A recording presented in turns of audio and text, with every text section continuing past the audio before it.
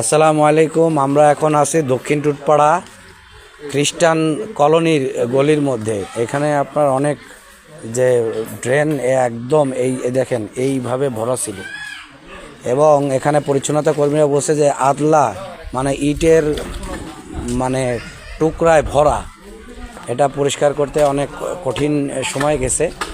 হ্যাঁ, এই দেখেন এই বস্তা ছিল, এই বস্তা ড্রেনের মধ্যে থাকে, এই বস্তা ড্রেন থেকে উঠানো হয়েছে।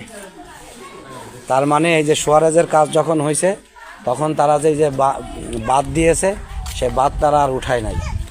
তো এই পরিস্থিতিতে পরিচ্ছন্নতা কর্মীরা চেষ্টা করে যাচ্ছে আগামী বর্ষার আগে কিভাবে এই যে ড্রেনগুলো আছে, বিশেষ করে স্ল্যাবহীন খোলা ড্রেনগুলো আছে, এবং অধিকাংশ প্রবলেম এই খোলা ড্রেনগুলিতে। তো এই ড্রেনের যে অবস্থা এইভাবে পরিষ্কার পরিচ্ছন্নতা করে যাবে, কিন্তু আবার আমাদের অসচেতনতা এবং এই যে সুয়ারেজ কিংবা যারা কাজ করতেছে তাদের এই ফেলে দেওয়া ময়লা এইভাবে আপনার ড্রেনগুলো ভরাট করবে। তো আমরা চেষ্টা করব, আর বিশেষ করে আপনারা যারা এলাকাবাসী আছেন আপনারা চেষ্টা করবেন যে আপনাদের স্ব রাস্তায় যখন কাজ চলে কিংবা কিভাবে পরিষ্কার রাখা যায় একটু যদি সচেষ্ট হন, ইনশাআল্লাহ আমাদের সবার জন্য উপকার হবে। আসসালামু আলাইকুম।